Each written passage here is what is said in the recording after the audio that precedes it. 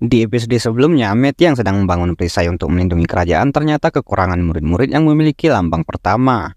Akhirnya, mereka pun harus meminta bantuan Akademi 1, sekolah rival mereka. Namun kepala sekolah Akademi 1 menolak mentah-mentah permintaan tersebut. Lalu Akademi 2 pun harus bertarung melawan Akademi 1 untuk membuktikan siapa yang terkuat. Dan dengan mudah, murid-murid Meti dari Akademi 2 berhasil mengalahkan mereka. Dan murid-murid Akademi 1 pun diwajibkan oleh Raja untuk membantu Meti membangun perisai tersebut.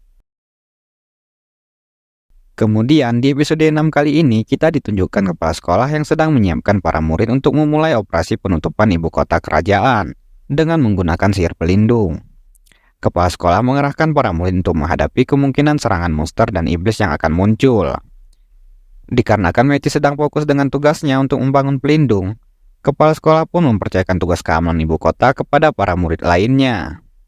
Sedangkan di tempat lain, Meti yang sedang sibuk menyiapkan perisai, tiba-tiba didatangi oleh Luri dan Alma yang melaporkan bahwa mereka telah mendeteksi aktivitas yang tidak normal di sekitar kerajaan. Meti pun memprediksi bahwa itu adalah tanda kemunculan iblis yang kemungkinan sedang menggunakan mantra sihir teleportasi. Lalu Meti memerintahkan Luri dan Alma untuk mengurus para iblis yang akan muncul tersebut. Luri dan Alma terkejut dengan perintah tersebut, tapi mau tak mau, mereka harus melaksanakannya dan mempercayai keputusan Meti. Meti juga memberi instruksi agar mereka berdua menggunakan anak panah khusus ketika melawan iblis, serta menganalisa mantra sihir yang cocok digunakan dalam pertarungan. Meti ingin mereka berdua mempraktekkan hasil latihan mereka kemarin. Kemudian dengan ditemani satu murid akademi lainnya, mereka pun berlari menuju tempat yang diduga akan menjadi tempat munculnya iblis. Akhirnya mereka melihat portal sihir teleportasi iblis di sana, dan sepertinya sebentar lagi akan muncul iblis dari dalam portal itu. Luri bergegas menyiapkan sihirnya untuk diberikan pada Alma, sesuai dengan instruksi Meti tadi. Sedangkan temannya yang mengikuti mereka tampak kecapean karena habis berlari-lari. Dia keheranan melihat Luri dan Alma sama sekali tidak kelelahan. Bahkan dia sangat takjub melihat Luri melakukan sihir pembuatan dengan mudah. Setelah itu tiba-tiba muncul iblis dari portal tersebut. Alma dengan sigap langsung menembak jatuh iblis itu. Sedangkan Luri juga mengalahkan satu iblis dengan pedangnya. Kemudian portal itu pun menutup. Mereka berdua pun sangat senang karena telah berhasil membunuh iblis tanpa adanya Meti di sisi mereka. Namun tiba-tiba mereka merasakan aura iblis yang sangat besar dari arah kota. Mereka pun segera bergegas kembali untuk melaporkan hal itu kepada Meti. Tapi ternyata sepertinya Meti sudah memprediksikan hal tersebut. Ia menyebutkan bahwa kemungkinan kali ini para iblis akan muncul tepat di atas akademi mereka. Dan ia meminta Alma dan Luri untuk membantu anak-anak di sana dan mengulur waktu sampai pelindungnya berhasil dibuat. Lalu tanpa pikir panjang lagi, Alma dan Luri pun langsung bergegas menuju akademi. Dan Meti pun tampak sangat bangga saat melihat keberanian dan kepercayaan diri mereka berdua. Sesampainya di halaman akademi, kepala sekolah pun langsung memberitahukan kepada Luri bahwa Meti telah menyiapkan batu sihir untuknya, sehingga Luri tidak perlu khawatir bakal kehabisan batu sihir bila mantranya gagal. Lalu setelah itu, dari atas mereka terlihat iblis yang sedang berusaha membuka portal. Iblis yang melihat sekumpulan murid akademi di bawahnya itu pun langsung menyerang mereka dengan sihir penghancur. Namun mereka berhasil menahan serangan iblis itu dengan mantra pelindung yang diajarkan oleh Meti. Iblis itu pun kelihatan cukup terkejut saat melihat serangannya berhasil ditangkis dengan mudah oleh murid akademi. Kemudian kepala sekolah memerintahkan para murid untuk menyerang balik. Tapi sayang sekali iblis itu ternyata jauh lebih kuat daripada iblis yang dilawan Alma dan Luri tadi.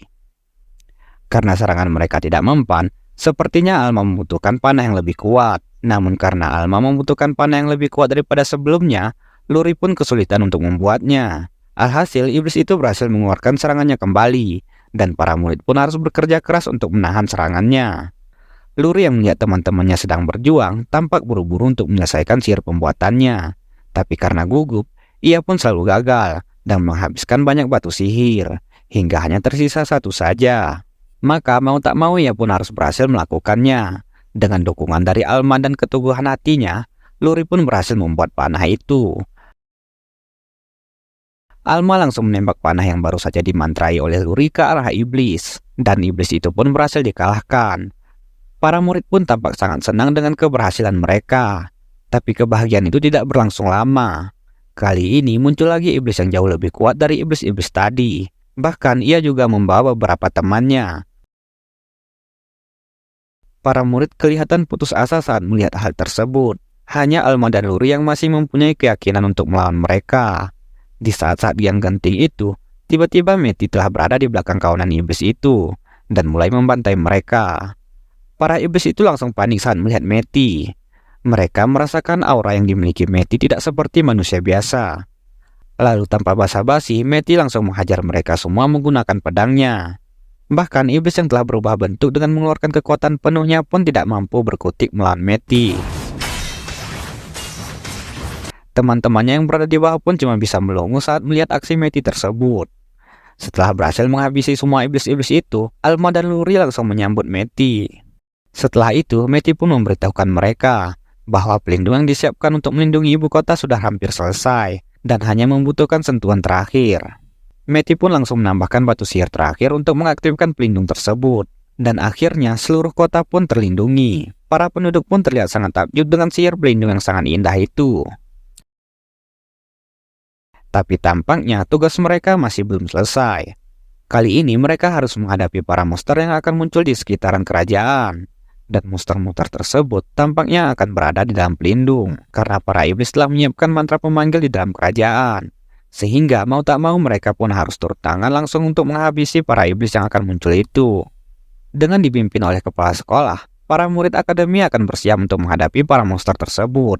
Sedangkan Meti dan ketiga temannya hanya menonton dari kejauhan, karena menurut Meti, kemampuan dari murid akademi yang sekarang sudah lebih dari cukup untuk menghadapi monster berlevel rendah yang menyerang kota. Ditambah lagi, Meti juga telah menyiapkan jebakan yang akan membantu mereka. Dan sesuai dugaan Meti, gelombang pertama serangan monster berhasil dikalahkan dengan mudah oleh para murid akademi. Namun kali ini, muncullah monster-monster dengan level yang lebih tinggi. Meti pun harus turun tangan menghadapinya langsung. Dia pun langsung melempar iris ke arah monster yang besar. Sedangkan Alma turun menyerang menggunakan panahnya. Kemudian, Meti pun melihat salah satu monster yang melawan monster lainnya untuk menjadi lebih kuat. Meti berkata bahwa ini pertama kalinya dia melihat monster tersebut. Dia ingin monster itu menyerap semua monster yang ada di tengah. Sehingga Meti dapat menghemat waktu dan tidak perlu melawan monster yang lain. Ditambah lagi, Meti juga ingin mendapatkan material langka dari monster itu. Dia bahkan menyuruh Luri untuk membuat mantra dari batu sihir untuk membantu monster itu berevolusi. Dan benar saja monster tersebut berubah menjadi monster raksasa yang terlihat berbahaya. Bahkan Alma dan Luri terlihat ketakutan dan bersembunyi di balik tubuh Meti. Meti pun maju untuk menyerang monster tersebut. Sepertinya tubuh Meti juga sudah terbiasa dengan lambang kegagalan miliknya. Makanya dia sangat percaya diri bisa mengalahkan monster itu. Dia langsung menyerang mata monster tersebut. Lalu dengan mengaliri sihirnya ke pedangnya, Meti pun mulai menyerang monster itu. Tapi tampaknya si monster mempunyai kemampuan regenerasi dan bisa pulih seperti semula. Namun Meti tidak menyerah begitu saja. Ia pun langsung mengerahkan seluruh kekuatannya dan membuat beberapa lingkaran sihir di sekitar tubuh monster tersebut. Lingkaran sihir itu pun memantulkan serangan yang dihasilkan oleh pedang Meti. Sepertinya inilah keistimewaan dari lambang keempat yang dimiliki Meti. Mantra dan serangan yang dihasilkan Meti akan terus aktif hingga monster tersebut mati. Atau Meti lah yang kehabisan mana sihirnya. Lalu saat monster tersebut mulai terlihat lemah, Meti pun langsung mengeluarkan serangan pamungkas dan memenggal kepalanya. Dengan demikian, Meti dan teman-temannya telah berhasil mempertahankan ibu kota dari serangan para iblis dan monster-monster itu. Para murid akademi dan penduduk pun terlihat bahagia. Lalu karena tertarik dengan monster yang baru saja dikalahkan, Meti pun berencana untuk mengekspor dungeon-dungeon yang berada di luar ibu kota. Dia langsung mengungkapkan keinginannya untuk pergi keluar kota itu kepada kepala sekolah. Kepala sekolah pun tidak dapat menolak permintaan Meti itu. Terlebih lagi, sudah tidak ada lagi pelajaran yang dapat dipelajari oleh Meti di akademi tersebut. Kemudian, karena mengingat jasa Meti yang sangat besar kepada akademi, ia pun diberikan kebebasan untuk berpetualang di dunia luar. Bahkan, akademi juga tidak segan-segan membantunya bila Meti membutuhkan. Dan dengan senang hati, Meti menerima hal tersebut.